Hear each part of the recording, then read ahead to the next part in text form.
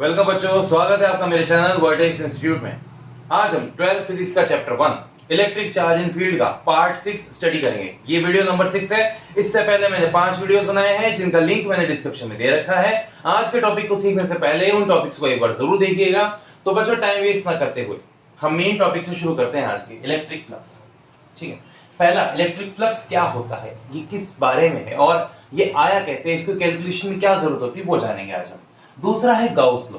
Gauss law exam point of view से बहुत जरूरी है। दूसरा, इसका नीट आईआईटी एयरफोर्स में पक्का क्वेश्चन आता है गारंटी के साथ, क्योंकि बहुत जरूरी टॉपिक होता है उनमें से। नेक्स्ट है डेरिवेशन ऑफ गाउस लॉ कि गाउस लॉ आया कहां से। ठीक है, गाउस एक साइंटिस्ट का नाम था, वैसे एक्चुअली में मैथमेटिशियन का नाम था। ठीक है, मैथमेटिशियन ने, वो ऐसा मैथमेटिशियन था जिसने बड़े बड़े फिजिकल कैलकुलेशंस को इजी स्टेप्स में करना सिखाया था हमें। ठीक है, next limitations of Gauss law. Gauss law कहां तक, किस सीमा तक काम कर सकता है, और उसके बेस पर भी नीट और आईआईटी में भयंकर क्वेश्चन आते हैं इसके, बहुत जरूरी होता है बेटा, इसको तो अच्छे समझ लेना। Next electric field due to infinite line charge. अब हम एप्लीकेशन पढ़ेंगे गाउस लॉ की। गाउस लॉ की एप्लीकेशन में पहला पॉइंट आता है electric field due to infinite line charge, और ये कैसे फाइंड आउट की जाती है और गाउस लॉ कैसे इस्तेमाल किया जाता है इसमें, वो सब जानेंगे आज। तो बेटा आज के वीडियो में हम इन 5 पॉइंट्स को कवर करेंगे। पहला पॉइंट है इलेक्ट्रिक फ्लक्स, उसके बारे में आप लोग लिखिएगा। देखते हैं अब हम इसके बारे में स्टडी करते हैं पूरा का पूरा। देखिए आप सभी। तो बेटा सबसे पहला टॉपिक है हमारा इलेक्ट्रिक फ्लक्स, और इलेक्ट्रिक फ्लक्स को एक सिंबल से शो किया जाता है फाई। ठीक है, ये इस तरीके से बनाया जाता है, ध्यान रखिएगा। एक्चुअली में इलेक्ट्रिक फील्ड का दूसरा नाम है electric flux. Electric field vector quantity होती है, और जब उसे एरिया से गुजारते हैं, किसी क्षेत्रफल से, किसी सरफेस से गुजारते हैं या फिर गुजरती है वो, तो इलेक्ट्रिक फ्लक्स एक स्केलर क्वांटिटी में बदल जाती है। मतलब एक वेक्टर को स्केलर में बदल रहे हैं आप। होता कैसे है सारा काम, ये कैसे किया जाता है, इसको आप समझिए, पहले लिखने से पहले इसको समझिए। ठीक है, मान लीजिए मेरे पास कोई एरिया है, ये रहा। ठीक है, ये रहा एरिया, और इस एरिया से मैं क्या कर रहा हूं, इलेक्ट्रिक फील्ड की लाइनें गुजार रहा हूं।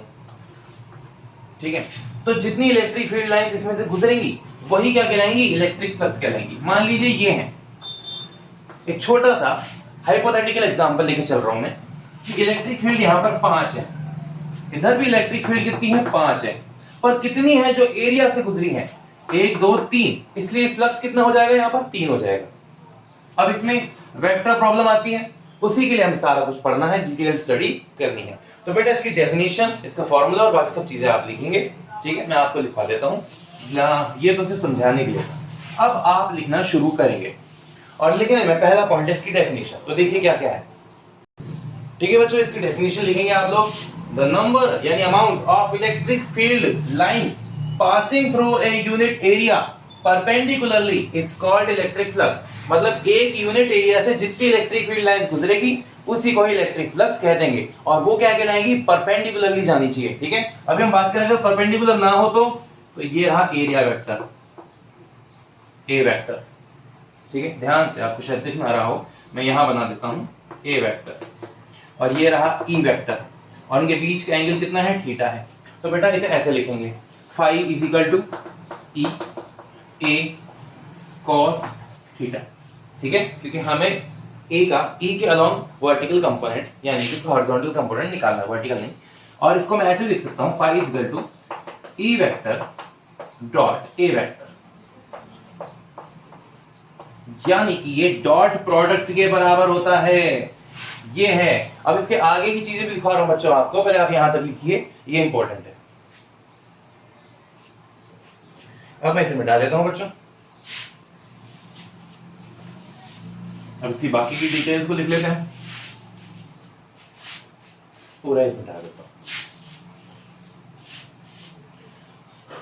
यहां पे इसकी यूनिट की बात करें तो इलेक्ट्रिक फ्लक्स का जो यूनिट होता है वो होता है न्यूटन मीटर स्क्वायर पर कूलम।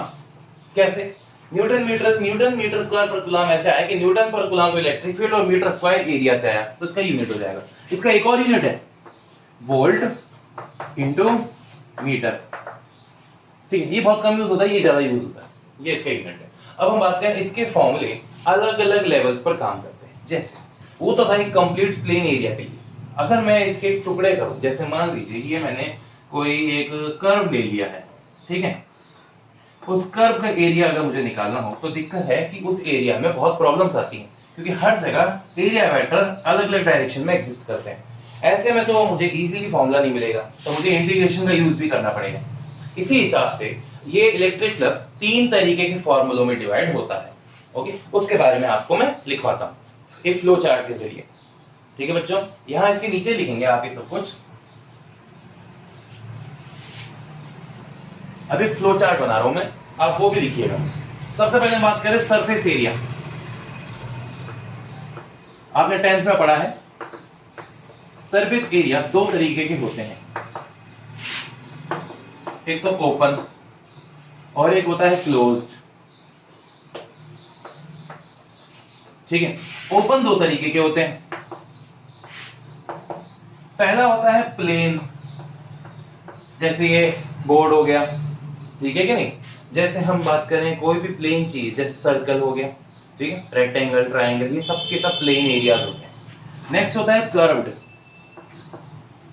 कर्व्ड जैसे कटोरी, आज कटोरी देखी होगी ऊपर से कर्व होती है, वो कर्व्ड एरिया है, पर वो ओपन होती है, ध्यान रखिएगा, कर्व्ड। और तीसरा क्लोज है ये अपने पास।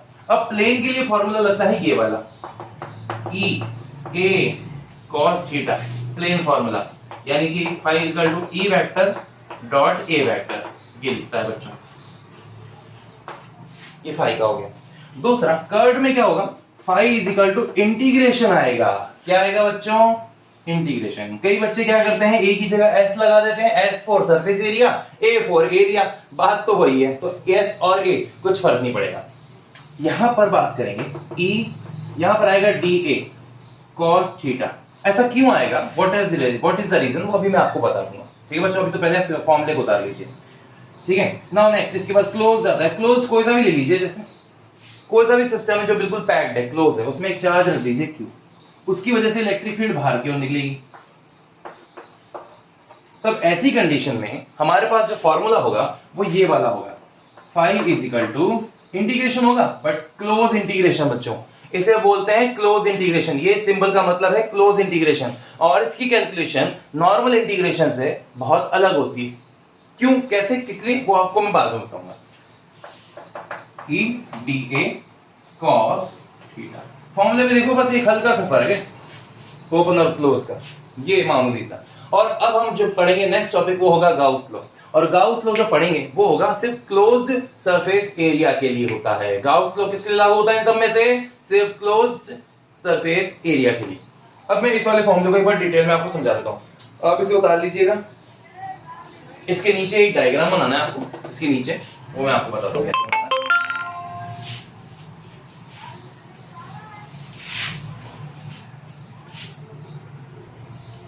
तो बच्चों आप देख सकते हैं, मान लीजिए आपने कोई एक कर्व्ड एरिया लिया है, कंप्लीटली कर्व्ड पर ओपन है। जैसे अंडे का छिलका ले लीजिए, अंडे का छिलका आप फोड़ते हैं, मतलब जैसे अंडा फोड़ते हैं उसके बाद जो आधा छिलका होता है, क्या वो ऐसा दिखाई देता है,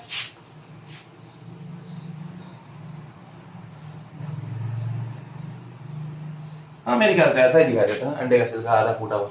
अब जब इसमें से इलेक्ट्रिक फील्ड लाइंस पास होंगी, तब इसमें से इलेक्ट्रिक फील्ड लाइंस के 3 एरिया वेक्टर बनेंगे। देखो, एक तो यहां गया, एक यहां गया और एक यहां गया, मतलब तीनों की डायरेक्शन एक जैसी है कि अलग अलग है। ये DA1, यहाँ पे DA2, ये DA3, ये E और ये भी E, इन सब के एंगल सब कुछ अलग अलग है कि नहीं है। मुझे एक एक पॉइंट पे कैलकुलेशन करने पड़े तो कितनी बड़ी कैलकुलेशन हो जाएगी, बहुत बड़ी ना। तो इसी को सॉल्व करने के लिए हम क्या करते हैं, इंटीग्रेशन वाले फॉर्मूले का यूज करते हैं। और वो कैसे होता है, E DA cos थीटा। और अगर मैं इसे इजी फॉर्म में लिखूं आसान तरीके से, तो ये बन जाएगा phi is equal to integration E dot DA।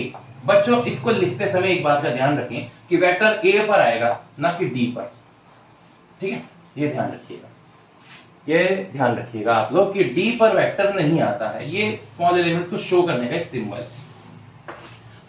ठीक है बच्चों, तो यहां तक अपना इलेक्ट्रिक फ्लक्स पूरा होता है, इलेक्ट्रिक फ्लक्स वाला पॉइंट यहां तक कंप्लीट होता है। अब अगला पॉइंट आता है अपना गाउस लॉ, और उसी के बारे में पूरा चैप्टर का बचा कुचा हिस्सा हमें पढ़ना है। तो देखिए अब गाउस लॉ क्या है, मैं इसे मिटा रहा हूं बच्चों, आप लोग लिख लीजिए, इसे बना लीजिएगा, पूरा लिखना है वैसे का वैसे जैसा लिखा है। तो बच्चों अगला टॉपिक है हमारा गाउस लॉ, और गाउस लॉ में हमें ये चीज सीखनी होती है कि गाउस लॉ सबसे पहले तो क्लोज्ड सरफेस एरिया के लिए ही लागू होता है, ओपन सरफेस एरिया के लिए लागू नहीं होता है। ठीक है, गाउस लॉ क्लोज्ड कोई सी भी, जैसे बात करूं पूरा घर हो सकता है, कमरा हो सकता है, चारों तरफ से हेक्सागन हो सकता है, या फिर हम बात करें हेक्सागन प्लेनर होता है वैसे, हेक्सॉइड हो सकता है, इलेप्टॉइड हो सकता है, ठीक है, सर्कल वो स्फीयर हो सकता है, क्यूबॉइड क्यूब हो सकता है, ये सारे के सारे क्लोज्ड सरफेस एरिया के अंतर्गत आते हैं और इन सब में गाउस लॉ इस्तेमाल हो सकता है in reference to electric field. ठीक है बच्चों, अब गाउस लॉ के लिए आगे कहानी ये है कि ये एक सिंपल फॉर्मूले को यानी कि phi is equal to q upon epsilon naught को डिफाइन करता है। ये फॉर्मूला आया कैसे और दूसरा इसको लिखेंगे कैसे। ठीक है बच्चों, अब मैं आपके इसके बारे में लिखवा देता हूं, आप लोग इसे लिखिए। तो बच्चों डेफिनेशन ये दे रखी है, according to Gauss law the net electric flux passing through closed surface in vacuum, किसी वैक्यूम में रखे क्लोज्ड सरफेस से निकलने वाला है गुजरने वाला flux is equal to the 1 by epsilon naught times of total charge का 1 by epsilon naught है, bounded by closed surface, और वही चार्ज होगा जो closed surface से बाउंड होगा। ठीक है, सरफेस पे हो सकता है, अंदर हो सकता है, सेंटर पे हो सकता है, और उसके बाहर नहीं होना चाहिए। तो इसका मतलब phi is equal to हो जाएगा 1 by epsilon naught into sigma q। ठीक है, ये चीज, यही इसका मीनिंग है, इस डेफिनेशन का मतलब यही है। ठीक है, अगर मैं इसको एक सिंपल फॉर्मूला भी लिखना चाहूं तो phi is equal to sigma q upon में एप्सिलॉन नॉट, ये फॉर्मूला आता है। ठीक है, और इजी बनाने के लिए इस फॉर्मूले को हम क्या करते हैं, इसे इजी स्टेप में लिख लेते हैं, phi is equal to q upon epsilon not. बस कितना इजी हो गया ये फॉर्मूला। लो, ये है फॉर्मूला गाउस लॉ का, इसको इस्तेमाल करना है हमें, यही यूज करना है हमें। ठीक है बच्चों, यही चीज है हमारी, इसको आप लिख लीजिए, मैं इसके आगे और बहुत कुछ है वो लिखवाता हूं। अब हम इसे प्रूफ करेंगे कि गाउस लॉ आया तो आया कैसे। ठीक है, तो बच्चों अगला टॉपिक है हमारा derivation of Gauss law. Gauss law आया तो आया कैसे, बट ये डेरिवेशन वाला पॉइंट आधा अधूरा है, अभी मैं इसको पूरा करता हूं। यूजिंग, किसकी मदद से फाइंड करेंगे, यूजिंग कूलम्ब्स लॉ। और कूलम्ब्स लॉ का एक दूसरा नाम होता है यूजिंग इनवर्स स्क्वायर लॉ। देखिए बच्चों, ये है इंपॉर्टेंट पार्ट। ठीक है, गाउस लॉ का डेरिवेशन ऐसे होगा। अब इसको समझने के लिए मैं आपको सबसे पहले इसका डायग्राम बताता हूं। डायग्राम कैसे बनेगा वो देखिए। किसी भी इररेगुलर टेढ़ी मेढ़ी सरफेस के बारे में इमेजिन कर लीजिए। ठीक है, उस पर एक सरफेस एरिया मान लिया, ये रहा, ये है DA, और इसका डायरेक्शन है बेटा इधर को ऊपर की तरफ, ये रहा DA वेक्टर। ठीक है, ये चीज हो गई। इधर इधर सिंपल सा बता दिया मैंने आपको, ये वाला एरिया, एक एलिमेंट ले लिया एरिया का मैंने कैलकुलेशन स्टार्ट करने के लिए। फिर यहां पर एक चार्ज रखा है Q, ये पॉइंट चार्ज है। कौन सा चार्ज है बच्चों, पॉइंट चार्ज। फिर उस पॉइंट चार्ज से इलेक्ट्रिक फील्ड निकल रही है E, और यहां से लेकर यहां तक की जो डिस्टेंस है उसे मान लिया है R। ठीक है बच्चों, यहां जो एंगल है वो है थीटा, और यहां जो एंगल बनेगा, ठीक है, ये होगा सॉलिड एंगल D ओमेगा।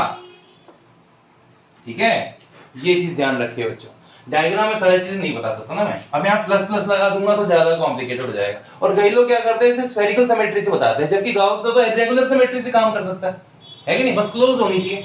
तो ये है वो, इसलिए मैंने इस तरीके से, कई लोग किताब में क्या करते हैं, एकदम बिल्कुल क्लियरली स्फीयर बना देते हैं और फिर उसके बाद इजी करते हैं सारी कैलकुलेशन। बेटा वो चीज रॉन्ग होती है।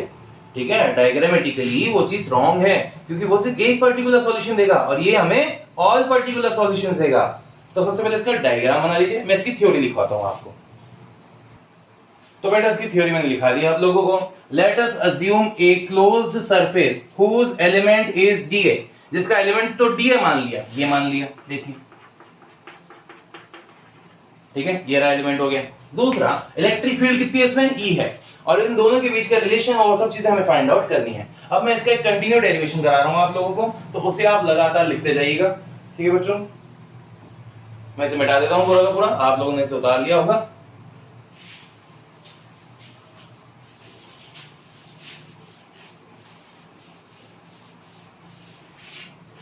अब मैं आपको इसके सारे के सारे फॉर्मूले वगैरह सब दिखाता हूं। तो बेटा पहला पॉइंट तो यही है कि bye electric flux of closed surface का इलेक्ट्रिक फ्लक्स लेंगे और फाई होता है integration of close E DA cos theta. ये इक्वेशन नंबर 1 हो गई हमारी। अब सेकंड इक्वेशन की बारी। बेटा सेकंड पॉइंट ये है electric field due two point charge. वो हमने पढ़ा था चैप्टर 1 में, ये भी पढ़ा था हमने कुछ देर पहले की वीडियोस के अंदर। E equal to kq/r²। ठीक है, ये पुराने वीडियो में मैंने दे रखा है, कैसे आया आप लोग चेक करिएगा। ओके नाउ अब k की जगह हम लिख सकते हैं 1/4πε0। हाँ ये भी दिखाया हुआ है पहले मैंने, तो वो हो गया q/r²। E का वैल्यू आ चुका है हमारे पास, सेकंड इक्वेशन कंप्लीट हो चुकी है। अब बाकी की चीजें दिखाता हूं मैं आपको लिखकर। अब कंटिन्यू हम लोग लिखते जाएंगे, ठीक है, बिना वीडियो स्टॉप किए कंटिन्यू आप भी उतारते जाएंगे। यहां थर्ड पॉइंट है बाय सॉलिड एंगल। ये सॉलिड एंगल टॉपिक 11th में मिलेगा बच्चों को, 11th की क्लास के अंदर।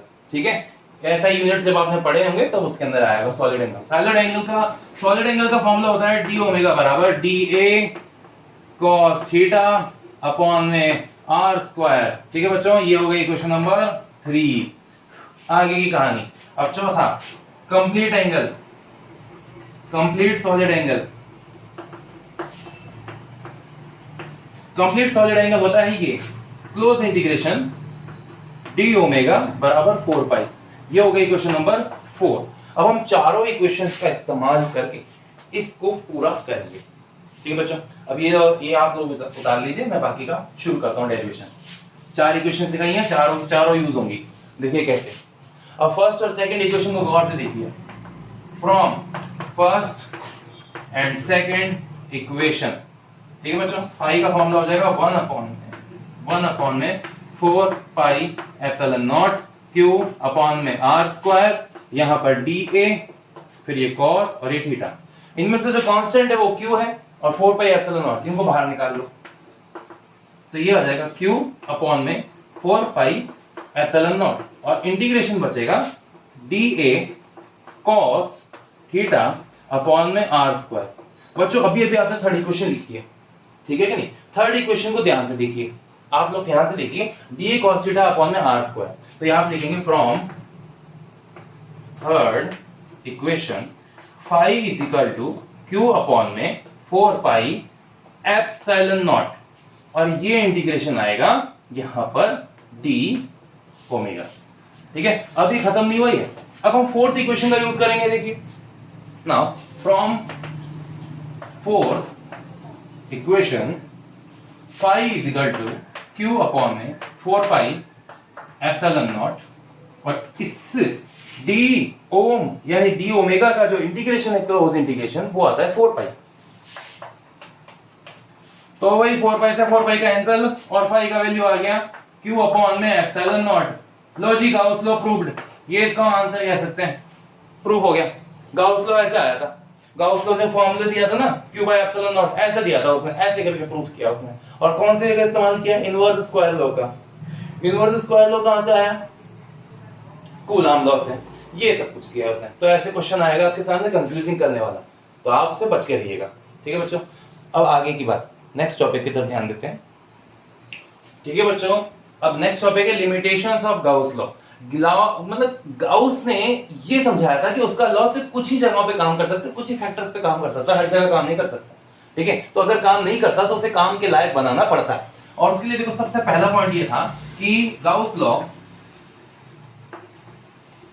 is only valid for closed surface। मैंने आपको पहले ही बताया था ये चीज, क्लोज्ड सरफेस। अगर सरफेस ओपन है तो फिर उसे ना क्या करना पड़ता है? क्लोज बनाना पड़ता है। If a surface is open then it is made to be closed। तो उसे क्लोज करना चाहिए और तब उसका इस्तेमाल करना चाहिए। ये एक ट्रिक है, वो ट्रिक मैं आपको बाद में बता दूंगा न्यूमेरिकल्स के अंदर, ठीक है। अभी क्वेश्चन न्यूमेरिकल्स भी करेंगे। अगला सेकंड पॉइंट लिखिएगा आप लोग, जो मैं लिखवाता हूं अभी आपको। बेटा सेकंड पॉइंट ये कहता है electric flux does not depend नहीं करता है upon shape and size. Shape और साइज पे डिपेंड नहीं करता, साइज पे, वो क्लोज सरफेस के शेप और साइज पे डिपेंड नहीं करता, वो डिपेंड करता है सिर्फ उसके चार्ज पे। इट डिपेंड्स अपॉन चार्ज, ठीक है, ये ध्यान रखना। तो उसका मतलब क्या हुआ कि अगर मैं एक सर्कल ले, ये एक स्फीयर ले लिया मैंने और उसमें चार्ज क्यू रख दिया, और फिर मैंने एक क्यूबॉइड ले लिया,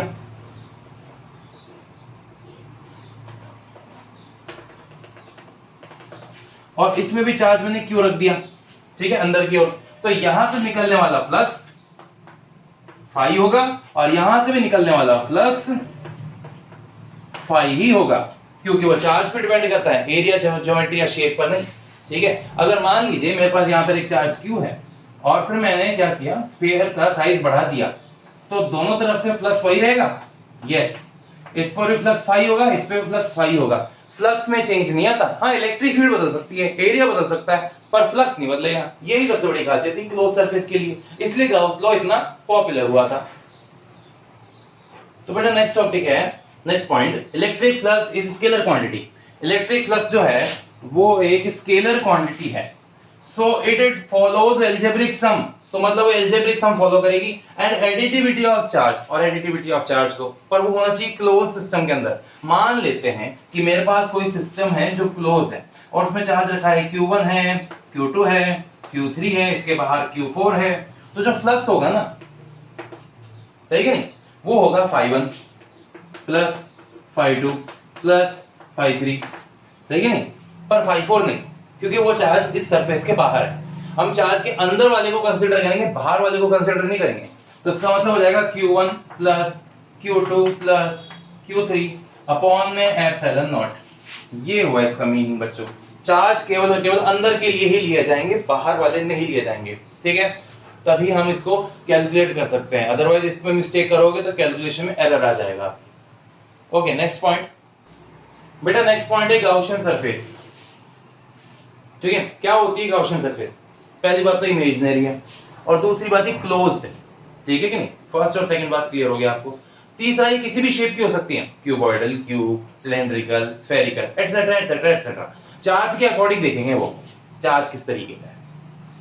तो अगर कोई चार्ज ओपन एरिया में है और उस पर कैलकुलेशन लगानी है हमें गाउस लॉ की, तो हमें पहले उसे पैक करना होगा। पैक यानी कि इसे क्लोज करना पड़ेगा with the help of Gaussian surface. तो अब इसकी डेफिनेशन लिख लीजिए। तो बेटा इसकी डेफिनेशन है, it is an imaginary surface. पहली बात तो ये एक इमेजिनरी सरफेस है which is used to close an open charge। मतलब ये किसको क्लोज करने के काम में आती है? ओपन चार्ज को, by which Gauss law can be applied, और फिर उसके बाद हम Gauss law अप्लाई कर सकते हैं। and used to find electric field, सबसे ज्यादा इस्तेमाल इसका इस्तेमाल होता है इलेक्ट्रिक फील्ड को फाइंड आउट करने में। ओके बच्चों, ये इसका टॉपिक था मेन। ओके, एक मिनट। हाँ बच्चों, तो हमारा लिमिटेशंस ऑफ गाउस लॉ का ये मेन 4 टॉपिक्स ही हैं, 4 के अलावा और ज्यादा हैं, पर हम ज्यादा स्टडी नहीं करेंगे क्योंकि बात घुमा घुमा के वही पेश की गई है।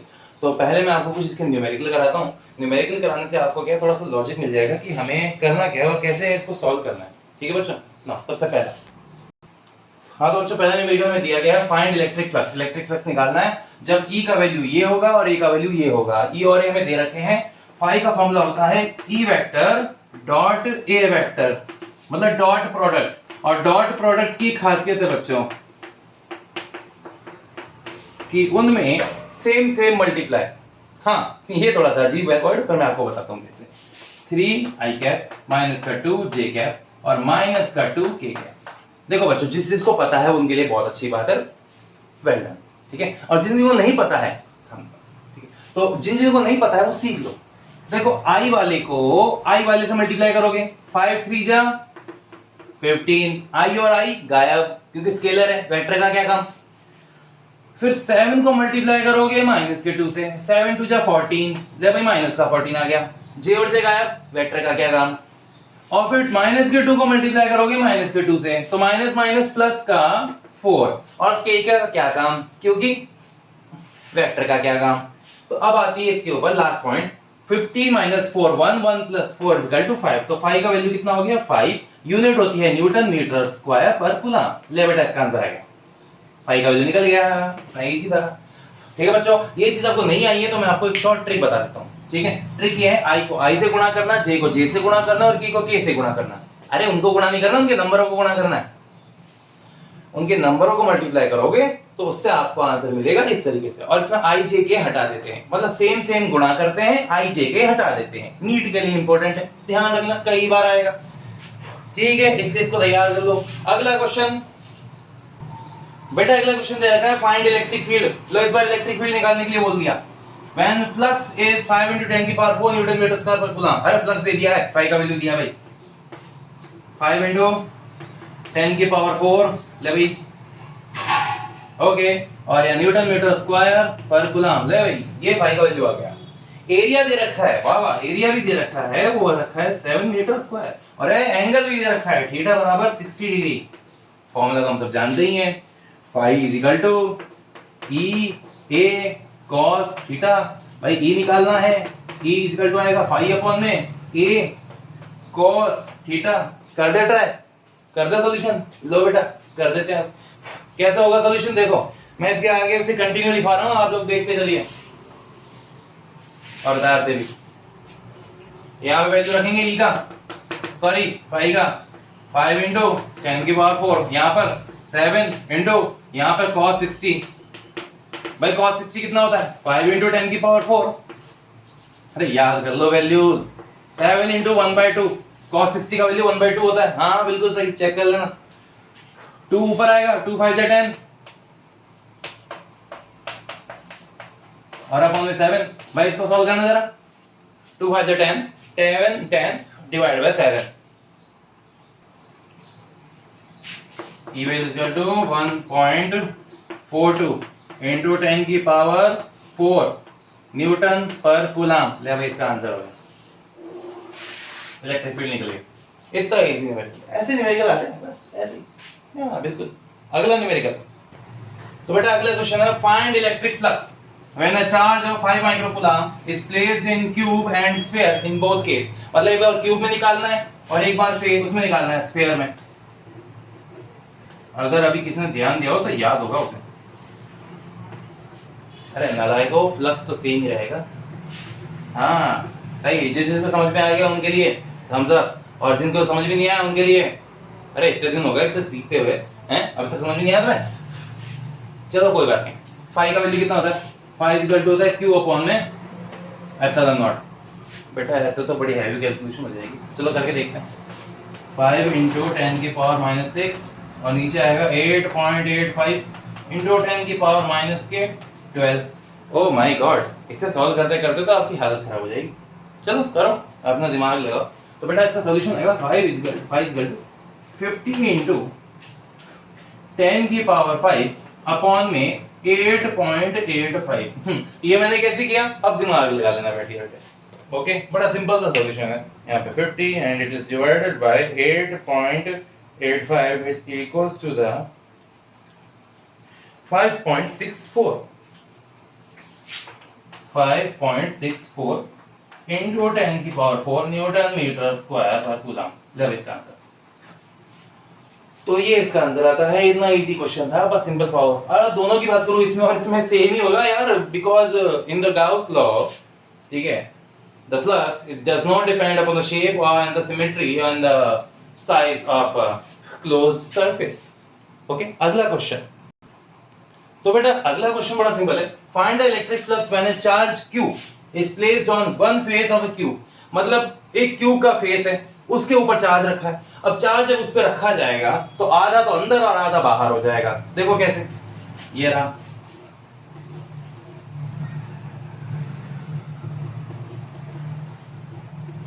ये रहा, ठीक है क्या नहीं, मैंने बना दिया। अब इसके ऊपर चार्ज हमने रख दिया है, तो ये रहा बेटा चार्ज। आधा तो अंदर गया, आधा ऊपर आ गया, ठीक है ना। चार्ज का कितना हिस्सा अंदर है ये बताओ मेरे को, तो Q या Q/2। भाई पूरा चार्ज तो अंदर है नहीं, उसका आधा हिस्सा ही है, तो Q/2 हो गया, सही है नहीं। और यहाँ पे फ्लक्स में बदलना है इसे फाई में, तो अपॉन में एप्सिलॉन नॉट लगा दो। ले भाई आ गया flux, phi is equal to Q upon 2 epsilon naught. इसकी एक और ट्रिक भी है, इसकी एक और ट्रिक भी है बच्चों, ट्रिक बताता हूं आपको, देखिए बड़ी इंटरेस्टिंग ट्रिक है। मैं क्या करूंगा, इसे इसके ऊपर एक और, इसके ऊपर एक और क्यूब बना दूंगा, ठीक है, दिख रहा है आपको। तो यहां पर गौर से मैं आपको ऐसा बना के दिखा देता हूं, वरना आपको क्या है बाद में बोलोगे सर ने कुछ अच्छे से बताया नहीं। हाँ सही है, गलती चाहे खुद की होगा, सारी गलती सर पे डाल दो।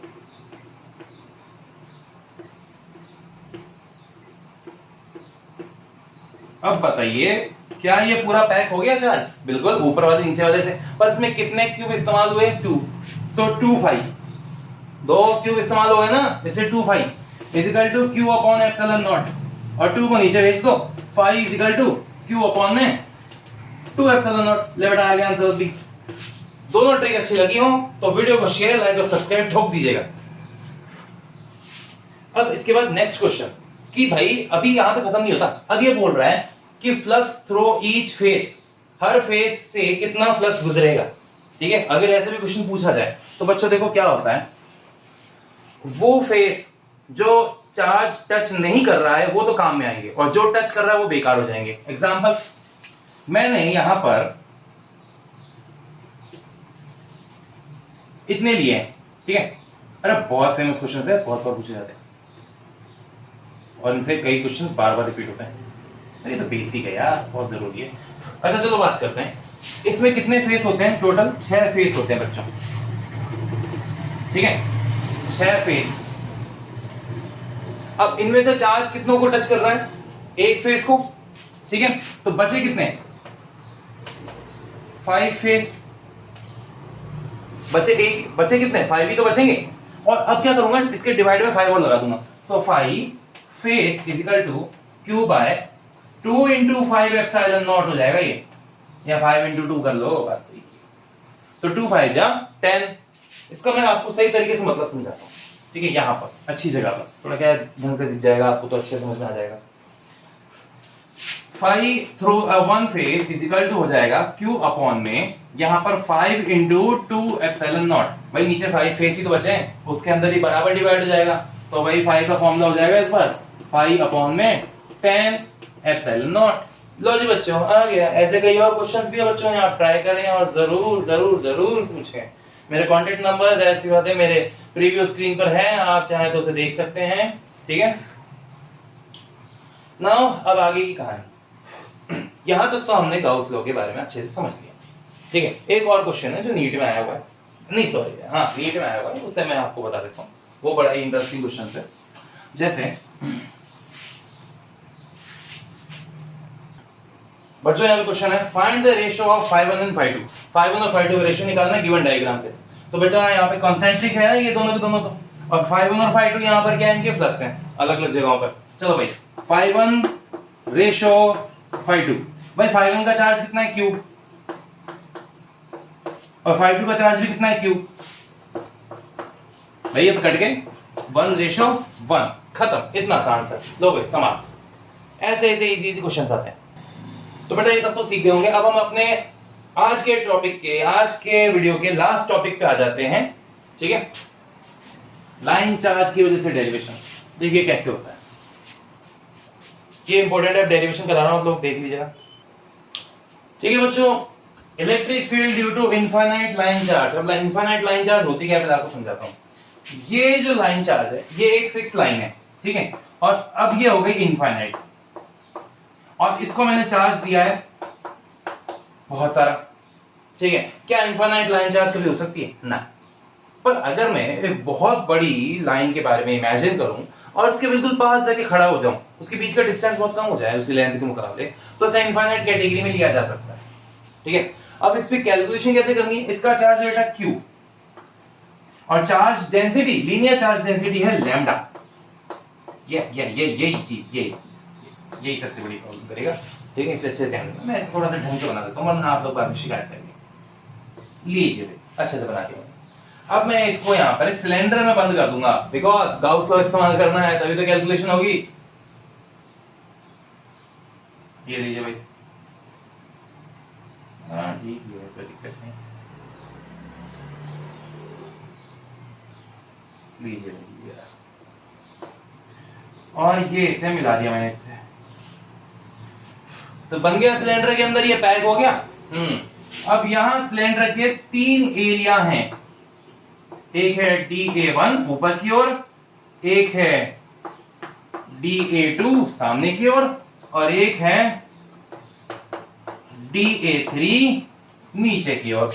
इलेक्ट्रिक फील्ड इसमें ऐसे जाएगी क्योंकि इसके वर्टिकल कंपोनेंट एक दूसरे को कैंसिल कर देते हैं। सॉरी, अगर मैं E के रेस्पेक्ट में DA1 का एंगल नापूं तो बेटा इलेक्ट्रिक फील्ड का एंगल यहां पर आएगा θ1 और वो आएगा 90 डिग्री का। ले भाई, पहला तो आइडिया। दूसरा, यहां एंगल दोनों का नापूंगा तो θ2 आएगा और वो होगा 0 डिग्री का। और यहां भी अगर वही चीज करूं मैं इलेक्ट्रिक फील्ड के साथ तो यहां पे θ3 आएगा और वो भी होगा 90 डिग्री का। तो short and sweet simple diagram मैंने बना दिया। अब इसकी मैं आपको थ्योरी लिखवा देता हूं, देखिए। तो बेटा इसकी थ्योरी लिख दी है मैंने। Let us assume a cylinder Gaussian surface, cylinder माना था ना, ठीक है, whose area elements are DA1 DA2 DA3, जिनके एरिया एलिमेंट्स है DA1 DA2 और DA3, और इनके एंगल जो है θ1 θ2 θ3 वो इलेक्ट्रिक फील्ड के साथ ये वैल्यूज के साथ मैंने लिख दिया है। अब मैं यहां से आपको बच्चों इनके कंटीन्यू डेरिवेशन के बारे में आपको बताता हूं, ठीक है। अब आप इसे उतार लीजिए, बहुत इंपॉर्टेंट है, और मैं इसे मिटा देता हूं, ठीक है। कंटीन्यू डेरिवेशन पे आ जाता है इसके।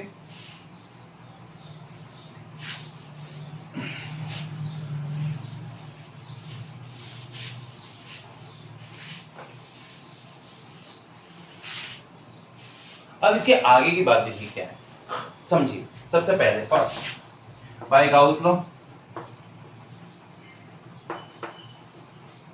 फाई इक्वल टू होता है Q अपॉन में एप्सिलॉन नॉट, सही कि नहीं। अब हम Q की जगह ये लिख देंगे लैम्डा L अपॉन में एप्सिलॉन नॉट, बिकॉज Q नहीं sorry lambda is equal to Q by L, linear charge density. इसका मैंने अलग से वीडियो बना के देखा हुआ है, उसको आप देखिएगा ना। फाई इज इक्वल टू ये आ गया, इसे हम कह देंगे इक्वेशन नंबर फर्स्ट। ले जाइए, फर्स्ट इक्वेशन तो आ गई अपनी। दूसरा पॉइंट है by electric flux of closed surface, closed surface की इलेक्ट्रिक फ्लक्स है phi is equal to close integration E dA cos theta, equation number 2। भाई 1 और 2 को मिला दो और शुरू कर दो कैलकुलेशन। अब इसकी कैलकुलेशन नॉर्मल इंटीग्रेशन से थोड़ा सा डिफरेंट होती है, देखो बताऊं कैसे। कंटिन्यू करते चलेंगे, वो ये आखिरी डेरिवेशन है। From 1 and 2 close integration E dA cos theta is equal to lambda L upon में एप्सिलॉन नॉट। अब आगे कहानी, इसको ये जो इंटीग्रेशन है क्लोज है क्योंकि ये 3 टुकड़ों से मिलकर बना है। अब मैं इसे इसके कॉरेस्पॉन्डिंग टुकड़ों में तोड़ देता हूं, ओके। E dA1 cos θ1, फिर अगला आएगा E dA2 cos θ2, और फिर नेक्स्ट आएगा E dA3 cos θ3 is equal to lambda L upon में एप्सिलॉन नॉट। ये हो गया। अब आती है θ1 θ2 और θ3 की वैल्यू। बच्चों एक मिसप्रिंट हो सकता है, नहीं सॉरी, एक मिस्टेक हो सकती है आपसे, बहुत गंदी वाली मिस्टेक हो सकती है, ध्यान रखिएगा। यहां क्लोज है, यहां पर क्लोज नहीं है, बिकॉज क्योंकि अब ये ओपन हो चुके हैं और ये क्लोज था। क्लोज्ड को मैंने ओपन कर दिया 3 टुकड़ों में। इसके अंदर वैल्यू रखेंगे E dA1 cos 0 degree, sorry 90 degree का आएगा, पहला वाला 90 है ना। दूसरा आएगा E dA2 cos 0 डिग्री, और यहां पर आएगा E dA3 cos 90 degree is equal to lambda L by epsilon naught, ठीक है। हाँ, लैम्डा थोड़ा ढंग से बनाता हूं ना, आप लेंगे सब अच्छा नहीं बनाया था, ठीक है। यहां तक की बात समझ में आई सभी को। अब देखो cos 90 वाली टर्म तो हो जाती है कैंसिल, क्योंकि cos 90 का वैल्यू 0 है, cos 90 का वैल्यू 0 है, हटा दो, बचे ये दोनों। 0 प्लस E बाहर आ जाएगा, इंटीग्रेशन में बचेगा dA2 cos 0 का वैल्यू 1 होता है, हटाओ उसको। 1 is equal to lambda L upon में एप्सिलॉन नॉट। अब आगे कहानी, भाई E और D A2 का बन जाएगा A2 equal to lambda L upon में एप्सिलॉन नॉट। अब यहाँ पे A2 रेफर करता है curved surface area of the cylinder को।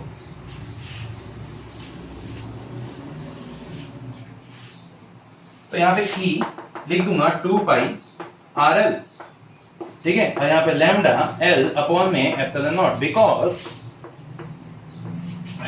A2 equal to 2 pi RL equal to CSA of cylinder.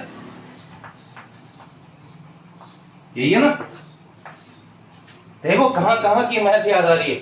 सही है, L से L कैंसिल और E का फॉर्मूला हो जाएगा लैम्डा अपॉन में 2 पाई एप्सिलॉन नॉट और R। ले बच्चों, एक फॉर्मूला ये हो गया, E का एक फॉर्मूला हो गया 2k लैम्डा अपॉन में R। लो भाई एक फॉर्मूला ये हो गया। और अगर मैं इसे वेक्टर फॉर्म में लिखता हूं बच्चों, ठीक है, वेक्टर फॉर्म में देखो क्या होगा, मिटा रहा हूं पूरा का पूरा।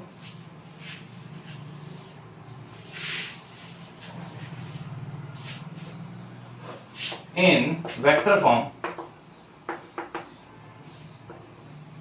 E vector is equal to 2k lambda upon में R, और R क्या, ये याद रखना इसमें एक चीज, L का वैल्यू काफी बड़ा होना चाहिए R से, तभी काम करता है, ऐसे कोई जरूरी नहीं छोड़ा उसको। हाँ, तो वेक्टर फॉर्म मैप्स का ग्राफ देख लीजिए और आज का डेरिवेशन हमारे यहीं पर ही समाप्त होता है। लीजिए बच्चों, ये रहा E, ये रहा R, और ये दूसरे के इनवर्सली प्रोपोर्शन है, मतलब डिस्टेंस बड़ा होगा तो इलेक्ट्रिक फील्ड घटेगी। ठीक है, ओके बच्चों, आज का टॉपिक यहीं पे समाप्त होता है, आज का पूरा वीडियो यहीं पे समाप्त होता है। ठीक है, लाइक शेयर और सब्सक्राइब करना ना भूलिएगा। All the best for your career, all the best for your future, all the best for your exams. Thank you बच्चों, लव यू।